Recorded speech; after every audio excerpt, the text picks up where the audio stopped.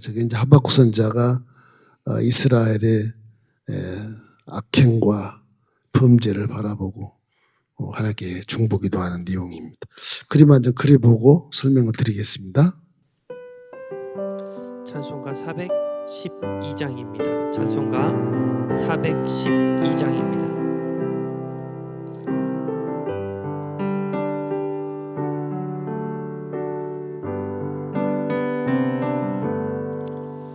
내 영혼의 그 깊은 데서 맑은 가락이 흘려나네.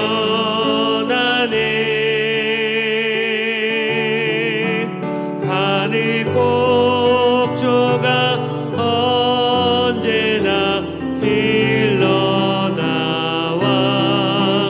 내 영혼을 고이 싸네.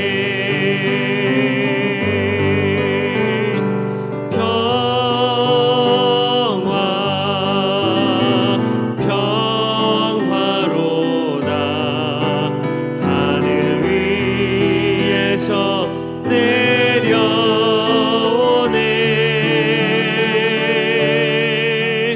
그 사랑의 물결이 영원토록 내 영혼을 덮이소서.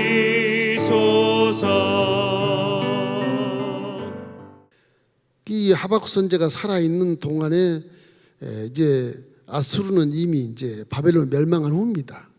아수르가 북이스라엘을 다 점령해 버렸잖아요. 나머지 유다 조그만 거고 뭐 경상남도 정도 될 만한 그 땅만 딱 남아 있어. 그 땅에 이제 하박국이 이제 이런 울분의 이런 토로를 하나님 앞에 하는 것이죠. 이 하박국 선지자 이 하박국서의 중심 사상은 이 피로악을 바라보면서 영원히 잊지 않을 그런 믿음의 비밀을 밝히고 있는 거예요. 그래서 믿음의 우월성을 외치는 것인데 결국은 감사로 이제 승리하지만은 그러나 우리가 갈등 느끼는 것 똑같은 마인드를 갖고 있어요. 하박국 2장 4절 우리 한번 읽어보십시다. 보라 그의 마음은 교만하여 그 속에서 정직하지 못하나 의인은 그의 믿음을 말미암아 살리라. 온 백성이 다 교만하고 악에 들어가야 돼. 이제 에레미야처럼 눈물 뿌리면서 나라민족으로 기도하는 그런 하박국 마음 속에 하나님과 이렇게 대기라는 그런 질문을 이렇게 퍼붓는 것입니다. 믿음이란 건 아무리 주종이라 하더라도 겸손한 피조물로서의 모습을 가져야 되는 것이고 하나님이 허락해서 이 땅에 이런 위기가 왔다는 것을 기억하고 무릎 꿇고 기도하고 백성들과 왕에게 가서 메시지를 전하고 이렇게 하면 안 됩니다 하고 이것이 이제 주종이 할 일인데 이 제사를 지내고 있는 하박국 선지자가 제사를 이렇게 지내도 이거 제사 지내봐야 아무 필요 없지 않느냐 이게 도대체. 세상은 변하지 않는데 하나님이 계신 건 알지만 그래서 중보하는 거예요. 중보. 질문을 얘기하는 거예요. 하박국의 질문. 여러분도 신앙 가지면 질문을 많이 할 것이 아마. 하나님 왜 이러십니까? 내가 이렇게 40년 신앙생활을 했는데 지금 권사가 되고 장로가 됐는데 왜 나를 이러십니까? 이런 질문도 많이 하실 거예요. 이 하박국 선지자가 퉁퉁 분 얼굴로 하나님한테 그냥 애타게 이렇게 불평을 쏟아내는 그런 모습입니다. 왜 유다의 죄악을 벌하지 않고 묵인하십니까? 왜 묵인하느냐? 왜 묵인하십니까?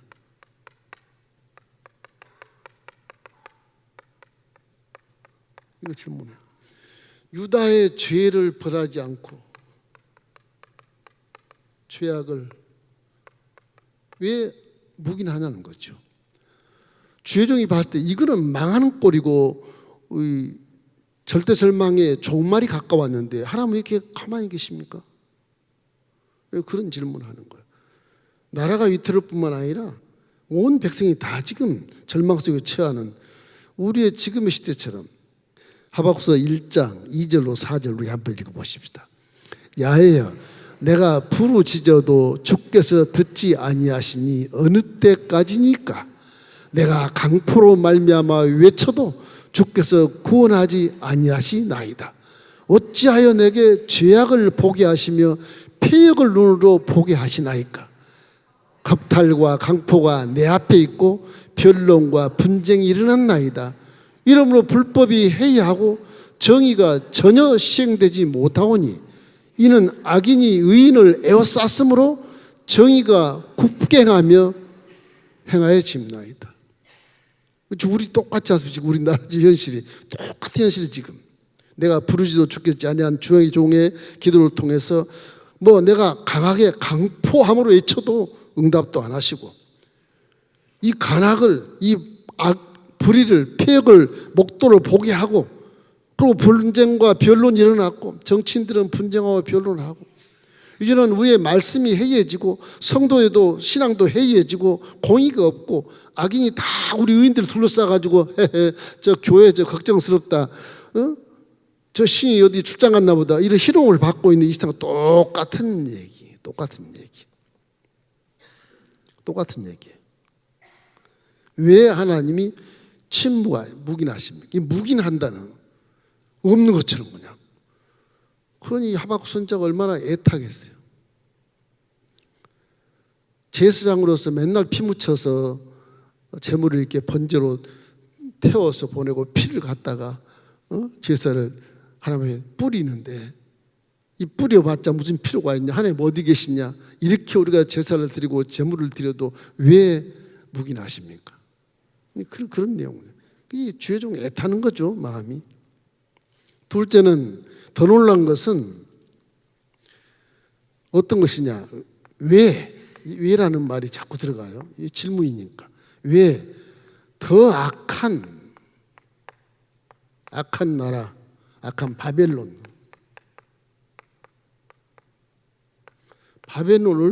사용하십니까?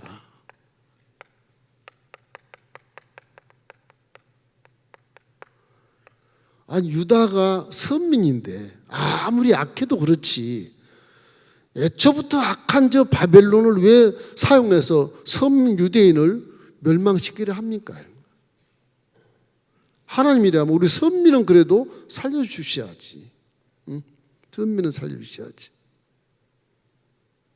그래서 악에 대한 이해를 못하는 침묵하는 것과 바벨론을 사용하는 것과 아수르는 이미 한번 사용하셨지만 그전에 아수르를 통해서 북왕국을 다 멸하시더니 이제는 더 큰 바벨론을 향해서 남왕국을 다 멸하셔버리면 의인 없나냐? 하나도 없으니 하나님이 왜 이러십니까? 왜 이러냐고. 세 번째는 악인들이 왜 번영합니까? 번성이 아니고 번영합니까? 왜 축복을 받는 것처럼 그렇게 잘 삽니까? 그런 거예요. 악인들이 왜 잘 사냐? 질문 세 가지를 이렇게 해요. 지금 저와 여러분이 기도할 때 이런 내용도 있을 거예요. 하나님의 악한 자를 가만두십니까? 내가 이렇게 어려운데 지금 내가 수십 년째 믿고 지금 견디고 있는데 왜 이러십니까? 왜 나는 청결하게 살고 깨끗하게 살고 정직하게 사는데 저놈은 맨날 부패해서 남의 걸 빼앗아가지고 부자가 됐는데 왜 저 악인이 저렇게 잘 삽니까? 그런 거 똑같아. 개인적으로 똑같은 거예요. 이 하박국 선지자의 시대가 우리 개인의 신앙에 굉장한 적용을 하고 있는 것이죠. 하박국서 1장 6절을 한번 읽어볼까요? 보라 내가 사납고 성급한 백성 곧 땅의 넓은 곳으로 다니며 자기의 소유가 아닌 거처들을 점령하는 갈대아 사람을 일으켰나니. 갈대아 사람이 바벨론을 얘기하는 거예요. 메대가 또 커져가지고 이제 바사 앞에서 페르시아 그 이전이 바벨론입니다. 큰 바벨론 치고 120도를 아우르는 바벨론, 세계 최강국의 그런 나라죠. 그 나라에 대해서 아수르도 먹혔으니까 전부 바벨론 제국이 된 거죠. 지중해 전체가 다 바벨론 제국, 어마어마한 나라가 되는 거예요. 신이 없는 것처럼 보이는 거예요. 바벨론의 황제가 최고고. 그래서 이런 더 악한 바벨론을 사용하고 더 악한 아수르를 사용해서 북왕국 남왕을 다 멸해버리시고 악한 사람들이 이렇게 번영하는데, 그럼 선민은 왜 이 꼴로 삽니까? 하나님에 대한 굉장한 그런 반감을 가지고 아주 그냥 피를 토하면서 고민하며 기도하는 것을 볼 수 있는 것입니다. 하박국서 2장 1절에 이제 기도하는 모습이 나옵니다. 내가 내 파수하는 곳에 서며 성루에 서리라. 그가 내게 무엇이라 말씀하시는지 기다리고 바라보며 나의 질문에 대하여 어떻게 대답하실는지 보리라. 그렇게 어떻게 하나님 나에게 어떻게 대답하면 내가 작전 기도하고 내가 금시하고 기도하고 있다 지금. 하나님 응답하셔. 질문에 대답을 해주셔야 돼. 이 제사장이 제사를 드려주는 제사장이 백성들의 제물을 가지고 제사를 다 드려주고 제사장은 제사를 집례하는 걸 말하는 거예요. 지금 이 은혜 시대는 이제 말씀을 가지고 예배를 집례하는 목사님들 얘기하겠지만 목사님 마찬가지야. 다 헌금하시고 예물 드리고 신령한 제사를 드리는데 어떤 성도는 뭐 10년이 가도 변함이 없으면 너무 안타까운 거 이게. 저 사람이 좀 조금만 깨달으면 복 받을 수 있을 것 같은데 그걸 못 깨달고 10년을 막 계속 가는 거예요. 그럴 때 이제 안타까움. 이 주의종의 마음이 그런 겁니다. 이스라엘 백성들의 죄를 속량해 주고 대신 제사를 치러주는 제사장 요 하박국 제사장이 너무너무 마음이 간절한 거죠. 왜 그럴까? 그것이 오늘 숙제입니다. 그것이. 이게 가시잖아요. 가시. 이게 악입니다. 악한 거죠. 근데 악은요, 필요악이라 그래요. 하나님이 마귀 영역에서는 악이 전체가 마귀 영역에 악이 가득하거든요. 가득한 마귀 학영에 그 속에 에덴산을 지으신 거예요. 이게 왜 그랬을까 이거? 좀 다른 유생에다 멀리 띄어서 에덴산을 지으시지. 목적이 있어요. 마귀를 멸하기 위해서 그런 것이거든요. 여러분을 좋아서 창조한 것도 있지만 여러분을 통해서 마귀와 대적해서 피조물끼리 대적해서 마귀를 물리치라고 하는 그 사명이 우리 인간들에게 있는 거예요. 그러면 하나님의 목적은 첫 번째가 사람을 살리는 목적도 있지만 첫 번째는 뭐냐? 마귀를 멸하기 위해서 에덴 동산을 지어놓으신 거예요. 에덴 동산 가는 전부 깜깜하거든요. 다 마귀 때 드시거든 곳이거든. 에덴 동산은 그래도 그 가운데 빛을 비춰서 밝게 해놨으니까 마귀가 틈을 타도 알고 다 아니까 대비할 수 있잖아요. 그래서 밝은 곳에서 하는 거예요. 그래서 의인은 밝은 빛을 바라는 거예요. 예수를 믿으면 이제 어둠에서 건져내서 기이한 빛에 들어오게 하시니 아름다운 덕을 선전하는 것처럼 여러분 빛 가운데 있는 것을 믿으시기를 주의 이름으로 축원합니다. 너희는 세상의 빛이라. 산 위에 있는 동네가 숨기지 못할 것이다. 여러분이 가면 어둠이 싹 사라지게 되어 있어요. 얼마나 기가 막혀요. 어두운 곳에 빛이 와서 딱 하면 어둠은 스스로 도망가는 거야. 내가 아무 말 안 해도. 근데 우리는 어둠을 보고 무서워서 비껴 나가는 그런 약한 신앙을 갖고 있거든요. 여러분 신앙은 어둠은 떠나가게 돼 있어요. 귀신과 사탄과 그 종자들이 다 떠나가게 돼 있어요. 우리의 빛이기 때문에 드러나거든. 정체가 드러나거든. 우리는 거꾸로 물질을 갖고 있어서 무서워 두려워하는 거예요. 뭐 뒤로 물러가면 하나님 기뻐하지 않으시고 뒤로 물러가면 어둠이 계속 나를 덮어오는 거예요. 덮어오는 거예요. 신앙의 논리가 그래요. 항상 우리는 나는 빛이다. 어둠에 가도 두려워하지 말고 으슥한 곳에 가도 두려워하지 말고 믿음을 지키고 하복성처럼 외치는 그런 믿음 갖기를 주님의 이름으로 축원합니다. 선이 존재하는 이유가 악이 있기 때문이에요. 그죠? 선이 존재한 이유가 악이 있기 때문에 하나님은 선이시고 악이 하나도 없으시고 어둠이 하나도 없고 빛만 있으신데 악이 있는 것은 이 선을 밝히 보여주는 것입니다.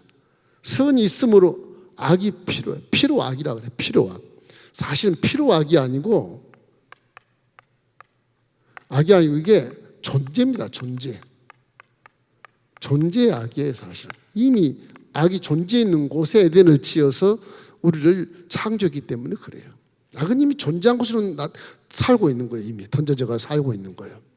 그래서 악은 항상 우리 주위를 눈치를 보고 보살피고 감찰하다시피 사찰하다시피 같이 함께 돌아다녀요. 물론 성령이 내 안에 계시지만 이게 도대체 이런 데다 왜 에덴을 지어가지고 항상 서를 말한 것처럼 악을 소멸하기 위해서 마귀를 멸하기 위해서 에덴을 지어놓은 것입니다. 악이 없으면 선도 존재하지 않는다고 하는 그런 학자도 있어요. 뭐 다 선인데 뭐 악이 필요 없다는 거죠. 근데 우리가 생활할 때 믿음이 위험을 당할 때 용기가 필요하잖아요. 똑같은 거예요. 위험을 당할 때 용기가 필요해서 그걸 벗어나게 하는 것처럼 악의 환경 속에서는 선을 통해서 벗어날 수 있다. 왜? 빛이기 때문에 능력이 된다는 것이죠. 세상에 고통과 악이 존재하기에 살려고 발버둥치는 그런 것이 선이다. 그렇게 보는 거예요. 선과 악이 공존하는데 싸우고 있다.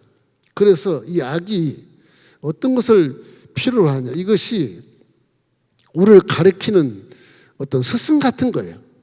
스승이라면 좀 이상하지만 악이 우리를 깨닫게 하는 거울 같은 거예요. 깨닫게 하는 거울 같은 거울.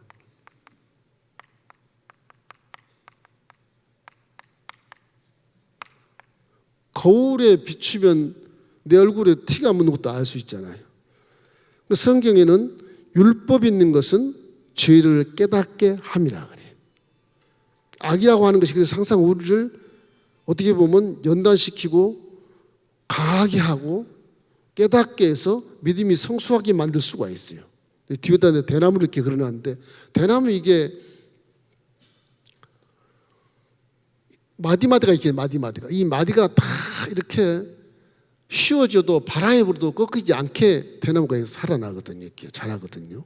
꼭 저런 신앙이 저런 것 같아요. 3, 40년, 4, 50년 신앙생활하면서 내 신앙의 마디마디에 이렇게 한 상처가 있어요. 굳은 상처가. 거기는 절대 꺾이지 않아요. 경위가 딱 졌기 때문에 다른 데 꺾이지. 그래서 서서 갈 수 있고 바람에 불어도 견딜 수 있고 넘어지지 않고 쓰러지지 않을 수 있고 그 연단을 주기 때문에 악이라는 것이 우리 인간에게는 꼭 필요하더라. 하나님을 떠난 죄인이기 때문에 그래요. 이 왜 필요할까 이게? 이 죄인이기 때문에 그래요. 아유, 죄인이기에 어쩌다가 우리가 태어나기 전부터 죄인인지 모르겠지만 아담과 유전자를 받아서 이미 원죄가 있다 그러니 어쩔 수 없이 죄인이죠. 그러나 예수를 믿고 나면 원죄가 사라지고 믿음으로 의롭게 되기 때문에 빛으로 변해서 어둠을 확 보면서 분별하면서 살아갈 수 있다. 믿습니까? 그거예요. 세상에 빛이 되는 거예요. 얼마나 감사해요. 예술과 세상에 고통과 악이 존재하고 여러 가지 역경과 환난이 존재하지만 그 환난들이 전부 우리의 신앙의 이 마디마디를 이렇게 강하게 만들어서 그 엄청난 태풍이 불어도 쓰러지지 않는 그런 대나무 같은 그런 신앙을 가질 수가 있다. 그렇게 해서 우리는 저 악이 나를 가리키고 나를 강하게 하는 놀라운 재료가 되고 도구가 되기 때문에 저 악이 없다고 할 수는 없어요. 언제나 악이 도사리고 있으니까 육신을 입고 산 이상은 이걸 벗어버리면 이제 영적인 나라 천국에 가서 악은 상관없어. 아무것도 필요 없어. 그때까지 우리는 사명을 다 감당해야 되는 거예요. 자, 이렇게 악이 우리를 깨닫게 하고 강하게 하는데 신앙은 강하게 아니에요. 신앙은 성숙시키죠. 신앙 성숙시키죠. 이래서 이제 우리는 이 내용 속에 이러한 우리의 질문을 하박국이 대신 하나님께 이렇게 하시는데 이 하나님의 답변은 어떻게 나왔나 그걸 한번 보십시다. 하나님은 세상 시간이 지나가도 하나님의 계획을 이루어질 수밖에 없고요. 뭐 악인과 뭐 의인에 대한 심판 하나님이 다 하시는 거예요. 엊그제 주일날 이제 제가 설교한 것처럼 이 물질 세계 배우는 항상 하나님이 다 내려다 보고 계시고 허락해야만 악한 일이 있든지 선한 일이 있든지 태풍이 있든지 뭐 홍수가 나든지 허락되는 것에 하나님을 다 알고 계시는 거예요. 내 앞에 고난이 있으면 왜 고난을 주시는가 도대체 내가 무슨 잘못했길래 그렇게 반문하는 것보다 알겠습니다. 내 앞에 고난을 왜 주셨는지 묻고 깨닫고 그걸 분별할 수 있는 그런 기도를 먼저 하시는 게 좋아요. 그러다 보면 내 속에 회개가 나오게 돼 있어. 무언가 네가 잘못한 게 있었어 이걸 배우라고 가르쳐주라고 고난을 딱 앞에 세워놓은 겁니다. 이 물질이 자꾸 가리기 때문에 물질이 깨닫지를 못해요. 물질은 눈을 딱 감아버리고 기도하는 게 가장 좋아요. 기도해야 물질이 안 보이면서 영적인 세계로 들어갈 수 있는 통로를 열리게 되거든요. 눈을 뜨고 하면 이게 보이는 게 다 보이기 때문에 이게 육체라는 것이 영적인 세계로 들어갈 수가 없어요. 뭐 우리 영은 부활됐지만 마음과 육체는 부활이 안 됐거든 아직. 사명 다한 다음에 이제 옷을 벗으면 이제 부활이 되겠지만은 이렇기 때문에 우리는 하나님께 기도할 때 항상 우리가 마음속에 이렇게 눈을 감고 기도해서 야 하나님이 무엇을 의미하는 것인가를 항상 깨달아야 되는 겁니다. 본망하고 불평하기 이전에 눈 감고 기도하면 스스로 성령이 그 안에서 내 잘못을 드러내게 하시고 회개하게 하셔서 깨닫게 해주셔서 고난을 밟고 승리하게 만들어주는 것이거든요. 고난 다 승리할 수 있어요. 항상 얘기하지만 고린도전서 10장 13절 말씀 항상 기억하십시오. 사람이 감당할 시험 밖에는 주신 적이 없대. 네가 내를 믿는 너희가 네가 감당할 시험 밖에 준 적이 없다. 네가 감당 못할 시험 준 적이 한 번도 없어. 다 감당할 수 있게 네 수준에 맞춰서 내가 고난을 앞에 내놓는 거야. 그런 것입니다. 고난을 무서워하지 말고 마귀도 무서워하지 말고 우리는 빛이니까 무서워할 게 전혀 없어요. 두려워하지 말라. 나는 내 하나님이라고 그러잖아요. 내가 함께함이라고 그러잖아요. 그럼 뭘 두려워할 게 뭐가 있냐는 거죠. 아무것도 염려하지 말고 모든 일에 기도와 간구로 구할 때 감사함으로 하나님께 구해봐라. 그것이 원칙이거든. 피조물의 원칙, 자세. 그걸 얘기하는. 우리는 원망 불평을 가장 많이 하고 뭐 잘난 척하다 보니까 또 실수도 하게 되고 남의 길을 얘기하다 보니까 또 문제가 되기도 하고 그렇지만 우리는 스스로 피조물의 사실을 기억하면서 나를 지금 하나님이 딱 보고 계신다. 그런 생각을 하셔야 됩니다. 자, 하나님이 이제 하박국에게 이런 응답을 줘요. 하박국아, 받아서 적어라. 받아 적으라 그래요. 뛰어가도 달려가도 그 글을 볼 수 있게 적어. 알았지? 크게 써라 이렇게. 네가 일에 치우치고 달려가고 뛰어가도 글이 볼 수 있게 그렇게 해라. 그럼 무슨 얘기냐? 말씀을 다 이게 모른다는 겁니다. 제사장이. 이 말씀을 모르. 하나님 마음을 읽을 수 없다는 거예요 지금. 저와 여러분에게 하신 말씀과 똑같은 거예요. 다 깨달을 수 없으나 이런 눈에 보이는 큰 재앙들에 대해서 우리가 깨달을 수 있어야 되거든요. 그것까지 못하니까 하나님 말씀은 하박국 2장 2절로 3절 우리 함께 읽겠습니다. 야훼께서 내게 대답하여 이르시되 너는 이 묵시를 기록하여 판에 명백히 새기되 달려가면서도 읽을 수 있게 하라. 이 묵시는 정한 때가 있나니 종말이 속히르겠고 결코 거짓되지 아니하리라. 비록 더딜지라도 기다리라. 지체되지 않고 반드시 하리라. 반드시. 사람이 갈 때면 기다리고 지겨운데 더디올 줄을 기다려. 반드시 한다. 반드시. 하나님의 말씀은 반드시 실행이 되는 거거든요. 왜? 하나님은 사람이 아니 신이시니까 전지전능하신 창조주시고 무소부지하신 영이시고 영원 분별한 그런 창조주시기 때문에 하나님의 말씀은 그대로 지속은 될 때 우리가 기다려도 안 온 것 같지만 반드시 응답이 되는 겁니다. 왜?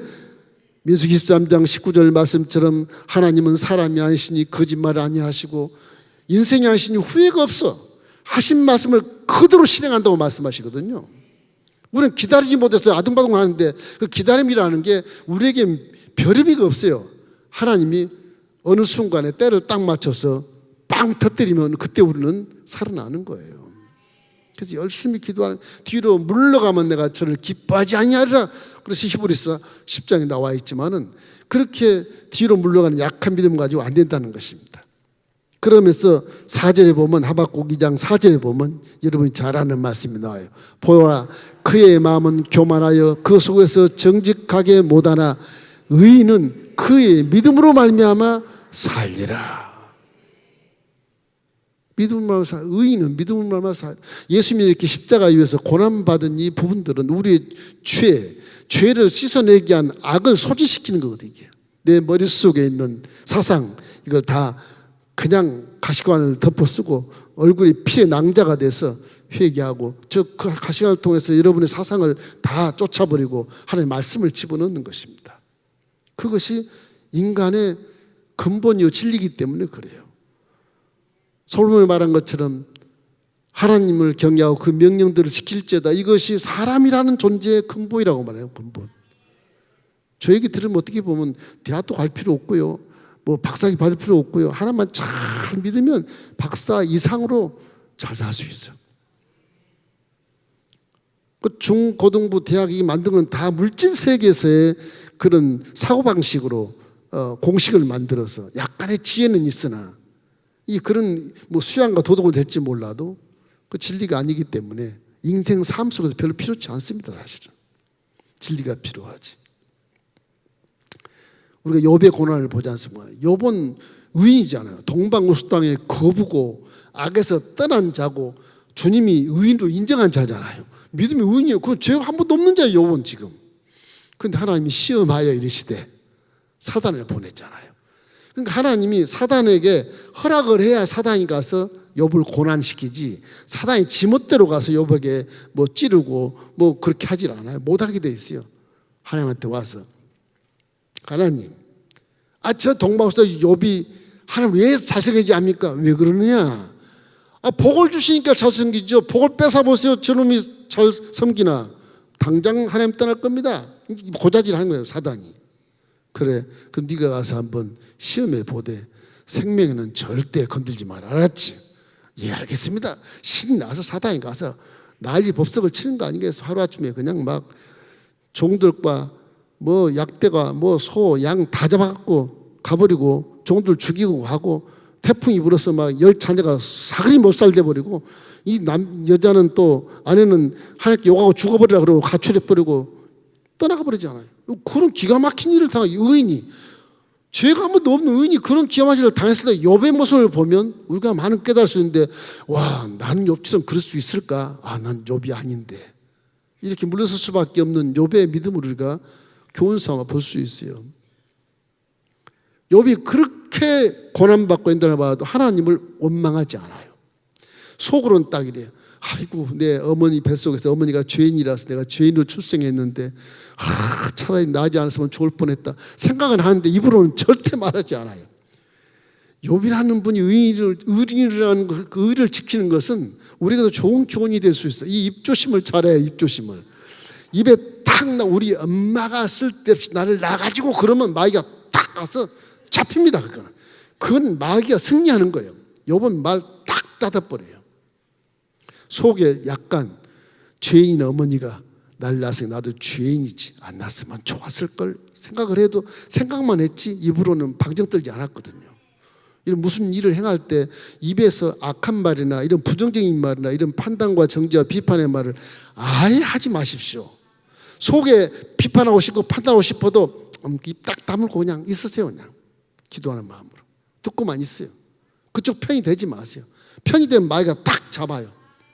그러면 하나님께 막 마귀가 가가지고 보세요. 민목사 봐라. 목사도 아니야. 가짜야 가짜. 그렇게 할 게 아니겠어요? 그런 일을 왜 당해 그걸? 지혜, 그거는 지혜를 가질 수가 있거든 우리가.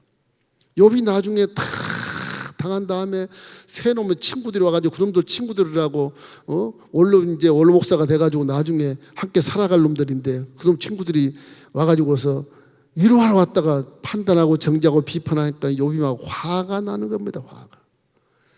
그런데 죄도 없는 욥이 화가 나는데도 하나님은 욥아, 네가 왜 화를 내니?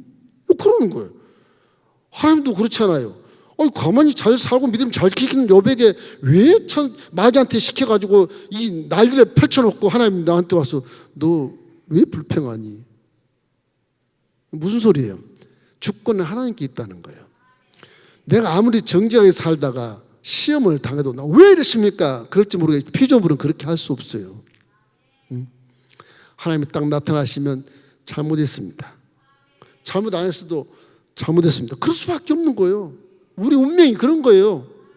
운명이. 마귀는 그걸 솟아끓여가지고서 교만하게 하고 머리를 탁 들게 하고 가슴을 피하게 하고 마귀는 그러거든요. 악한 일 하면서 칼을 딱 집어주고 죽여라까지. 근데 그런 존재가 아니거든 우리가. 그래서 하나님 앞에서 욥이 그냥 무릎을 꿇잖아요. 하나님이 욥에게 욥아 저 개울가에 하마를 봐라. 하마가 힘이 세냐 네가 힘이 세냐. 하마가 힘이 세죠. 그렇지. 그 하마 누가 만들었니? 말 못하는 거예요. 그 하나님 말을 안 듣겠냐 이런 얘기죠. 그래서 욥이 그 죄 없는 욥이 사단의 참소를 내서 고난을 막 받다가 결국에는 유익을 받아요. 결국에는 다 뺏겼지만 결국에는 욥의 믿음이 한 단계 성숙합니다. 이게. 주여 내가 하나님을 귀로만 들었는데 이제는 눈으로 봅니다. 눈으로 봅니다. 신앙이 그만큼 성장되는 거죠. 귀로만 들었던 걸 눈으로 보는 거예요. 이제는. 그러니 얼마나 신앙이 성장됐어요. 스스로 분별할 수 있고 스스로 행할 수 있는 믿음이 된 거예요. 여러분과 제가 귀로만 들어서 믿음을 가졌잖아 지금. 이게 성숙하면 눈으로도 볼 수 있어요. 지금 부분적으로 볼 수 있는 분도 계셔요. 눈으로 딱 보면 벌써 딱 보면 판단이 오거든. 열매를 보고 금방 분별하게 되는 거예요. 신앙이 좋아지면 그렇게 성장할 수 있어요. 그런 성장을 통해서 욥이 갑절의 축복을 받았다. 그냥 욥에게 갑절 축복을 준 게 아니에요. 욥이 그만큼 성장한 후에 마귀를 때려 부시고 폐업시켰어요. 한 영광이 됐으므로 하나님이 그 이긴 것에 대한 보상으로 갑절 축복을 준 것이거든요. 하나님은 좋으신 하나님이시라 여러분을 절대 버리지 않습니다. 그러면 성경이 벌써 틀리게 나올 거예요. 욥은 죽었댄다. 마귀에 져서 지옥불로 갔댄다. 누가 믿겠어? 하나님은 반드시 내 손에서 빼앗기지 못할 자녀로 삼았으니까 믿음을 가지고 승리하라고 말씀하신 것이죠. 그래서 하박국이 이제 깨닫고 3장에 가서 감사의 영성을 갖습니다. 하박국 3장 2절 우리 함께 읽겠습니다. 야훼여 내가 주께 대한 소문을 듣고 놀랐나이다. 야훼여 주는 주의 일이 이 수년 내에 부응하게 하옵소서. 이 수년 내에 나타내시옵소서. 진노 중에라도 긍휼을 잊지 마옵소서. 이제 하박국 기도가 달라졌잖아요. 저 부응이란 말은 성경에 딱 저기밖에 안 나옵니다. 해석 속에 부응이란 단어는 이 하박국서 여기밖에 없어요. 다른 성경에 없어. 부응이라는 단어 자체가. 하박국 깨닫고 난 다음에 긍휼을 잊지 마십시오. 그 부응시켜 주소서. 그런 거예요.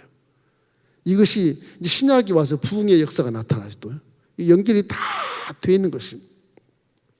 이래서 소문을 듣고 깨달은 그런 영성 이런 것들 하박국에만 부응이라는 단어가 나오는데 하나님이 알려주신 뜻을 곧 실행해 주실 것을 호소하면서 더욱 하나님을 경외하며 하박국 선지자는 믿음을 가지고 신뢰를 가지고 제사를 잘 드리면서 자기 직분에 충실했다. 그러나 하나님의 계획은 다르기 때문에 그럼 기다려야 되고 하나님의 계획은 어차피 선민들을 한번 재앙을 줘서 깨닫게 해야 되고 하기 때문에 바빌론을 들어서 선민들을 재앙을 내리는 거예요. 그러니까 하박국 선지자는 이해가 안 되는 거죠. 아니 우리보다 더 악한 자를 왜 사용해서 우리한테 심판합니까? 선한 자를 사용하셔야죠. 그 인간의 논리거든요. 인간의 논리. 그 악한 사람이 여러분보다 더 악한 사람이 여러분에게 비판하고 정죄하면 그것도 이해할 수 있어야 돼요. 하나님이 와 그래 내가 정죄를 못하겠구나. 하나님이 그렇게 하시는구나. 판단하지 말자. 비판하지 말자. 그때 깨달을 수 있는 거예요. 그때. 절대로 비판의 정죄나 판단은 우리는 자격이 없어요. 자격이 없으니까 비판, 정죄, 판단 아예 하지 마세요. 그럼 뭐 하려고 그래요? 해서 괜히 쓸데없이 원수만 삼고 교제가 결핍이 되고 사회가 경계를 되고 불신하게 되잖아요. 뜻을 몰라서 그래. 자, 결론적으로 하나님 말씀 무조건 순종하고 기도하며 깨달아야 된다. 아침에 이번에 하나님이 순종의 계시를 나한테 주셨는데 순종 안 해서 그렇다 이놈아. 믿는 자부터 먼저 순종해라. 그것이 빛이 될 것이다. 그럼 어둠에도 너 빛을 보고 찾아올 거 아니냐. 순종 안 하니까 지금 어둠에 저러고 있지 않냐. 그런 뜻이에요. 잃어버린 영혼을 위해 빛이 되라는 거. 쉽게 말하면 전도하라는 것일 수 있고요. 착하고 선한 일도 할 수 있는 것이 되고 구제와 헌신도 하라는 겁니다. 선교를 하라는 거예요. 그리고 기도하라는 겁니다. 둘째는 성령으로 충만해서 이 시대를 분별하라는 겁니다. 시대를 분별해야 내 신앙이 성장이 되고 하나님의 마음을 조금이라도 눈여겨볼 수 있고 하나님의 마음의 심기를 불편하게 하지 않을 수 있는 효도할 수 있는 그런 성인이 되는 것이거든요. 성령이 충만해야 그러는데 성령을 희석시키고 성령이 계신데 불구하고 인정하지 않아버리고 지멋대로 살아가는 그런 신앙생활을 하기 때문에 하나님의 눈치를 볼 수가 없는 거예요. 하나님 눈치를. 하나님의 심기를 우리 아버지시니까 아버지의 마음의 심기를 불편하게 하지 않는 것이 효자잖아요. 그 어른이 돼야 돼요. 어린애는 이미 지났으니까. 지금은 30-40년 돼도 어린아이처럼 구는 분도 꽤 있어요. 로마서 12장 2절 말씀 읽겠습니다. 너희는 이 세대를 본받지 말고 오직 마음을 새롭게 함으로 변화를 받아 하나님의 선하시고 기뻐하시고 온전한 뜻이 무엇인지 분별하도록 하라. 믿는 자들이 성령으로 충만해야 저게 분별할 수 있거든요. 하나님이 무엇을 선으로 여기시고 무엇을 기뻐하시고 무엇이 온전한 것인가를 내가 눈으로 분별할 수 있으려면 성령으로 충만해야 돼요. 성령이 아니고는 육신으로는 분별할 수가 없어요. 성령이 충만하고 분별할 수 있게 되는 것입니다. 마지막 세 번째, 하나님의 사랑과 공의를 충족시킨 십자가를 바라보며 기도해야 되는 것. 십자가, 기가 막힌 해결책입니다. 십자가가 하나님이 용서, 사랑과 법으로 공의를 딱 때리는 게 십자가거든요. 공의의 법으로 심판을 그냥 내렸고 옆으로는 사랑을 딱 해서 사랑과 공의가 그대로 충족된 것이 십자가예요. 그게 플러스라고 그렇게 얘기해요. 플러스가 그거는 그 의미가 달라요. 훨씬 그건 부분적인 것이고 사랑과 공의가 한꺼번에 충족된 것은 십자가밖에 없어요. 어느 종교를 가보십시오. 저게 없어요. 어느 교주가 어느 신이 사람의 죄를 위해서 대신 죽어진 용서의 그런 복음이 어디가 있어요? 없어요. 그냥 심판만 하려고 그러는 것이지. 없어요. 그래서 우리 십자가는 플러스의 개념보다도 훨씬 더 크고 확장된 영혼이 잘 되니 범사가 잘 될 수밖에 없고 강건할 수밖에 없고 이래 복을 받을 수가 없는 그 십자가 해결책, 저게 솔루션이라고 하는데 이게 해결책이 우리 일생 동안에 문제를 해결하지 않을 것이 하나도 없어. 다 해결할 수 있어요. 할 수 있게 되면 무슨 말이냐? 믿는 자에겐 능치보다함이 없느니라. 내게 능력 주신 자 안에서 내가 모든 것을 할 수 있느니라. 그 십자가예요. 그게 십자가. 그게 십자가예요. 이 십자가라고 하는 것이 공의와 사랑을 동시에 충족시켰기 때문에 이런 복음이라고 하는 건 세상 천지에 없어요. 우주에도 없어요. 하나님 마음이 창조주로서 통치자로서 심판주로서 저렇게 하시는 것이죠. 참 그런 은혜에 대해 감동해야 되는 것입니다. 여러분은 항상 마음속에 십자가에 대한 은혜를 기억하면서 율법을 자꾸 생각하지 마세요. 율법은 죄를 깨닫게 하는 것이니까 내가 죄를 지었을 때 율법을 읽을 때 아이고 내가 죄를 지었네 그리고 회개하는 것 하나의 도구로 사용할 수밖에 없어요. 왜 그러냐? 골로새서 2장 13절 15절 말씀 우리 함께 읽어봐요. 또 범죄와 육체와 무할례로 죽었던 너희를 하나님이 그와 함께 살리시고 우리의 모든 죄를 사하시고 우리를 거스리고 불리하게 하는 법조문으로 쓴 증서를 지우시고 지하여 버리사 십자가에 못 박으시고 통치자들과 권세자들을 무력하여 드러내어 구경거리로 삼으시고 십자가로 그들을 이기셨느니라. 통치자들 권세자들이 법을 통해서 잡지 않아요. 법을 통해서요. 법을 통해 잡아서 감옥에 집어넣기도 하잖아요. 근데 우리 믿음 속에는 율법은 다 지웠어요. 그 재버리셨어. 십자가 못을 딱 박아버렸어. 이제 율법으로 살아가는 것도 아니고 율법으로 구원받는 것도 아니고 이제는 십자가 대속에 믿음으로 구원을 받는 겁니다. 믿음으로. 여러분에 대한 심판은 예수님이 다 이미 지고 가신 거예요. 우리는 심판받지 않아요. 회개만 잘하면 절대 심판받지 않아. 할렐루야. 이런 믿음으로 살아가기를 주의 이름으로 축원합니다. 하박국의 제사장이 우리에게 주는 이러한 좋은 교훈들은 참 우리 신앙생활에 갈등을 느끼는 측면을 하박손이 대신 이렇게 물어봐 주시고 하는데, 우리도 하박손자에게 답변을 하나님 답변처럼 오직 의인은 믿음으로 말미암아 살리라. 그 믿음이 뭐냐? 하나님을 신뢰하십시오. 하나님을 사랑하십시오. 십자가의 복음을 항상 바라보고 하나님의 은혜를 덮어씌워서 날마다 내 속에 감사가 넘치게 해서 하십시오. 그러면 기도가 바르게 나오고 행동이 바르게 나오고 생각이 바르게 나와서 이런 재앙들이 우리 앞에 오지 않을 수 있다는 것입니다. 이걸 깨닫게 하기 위해서 오늘 하박손자를 공부하게 한 걸로 믿습니다.